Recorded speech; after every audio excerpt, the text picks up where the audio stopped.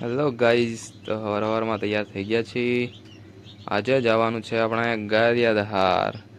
છોટુભાઈને દુકાને હોમ થિયેટરની જરૂર છે, એટલે હોમ થિયેટર લેવા જવાનું છે. આજનો પ્લાન એ છે, ગારિયાધાર જઈને હોમ થિયેટર લઈશું, પછી તરત પાછા આવવાનું છે. ગાડીની સાફ સફાઈ હાલે છે, થોડીક સાફ કરી નાખી. ઉનાળો છે એટલે બહુ ધૂળ ચડી જાય છે. ધૂળ તો કાઢવી પડે, નકર તો કોઈ ધ્યાન ન દે. ગાડી સમકે તો મજા આવે, તો સારી હાલે. વિશુ વ્લોગ્સ યુટ્યુબમાં સબસ્ક્રાઈબ કરવાનું ના ભૂલતા. હવે નીકળીશું.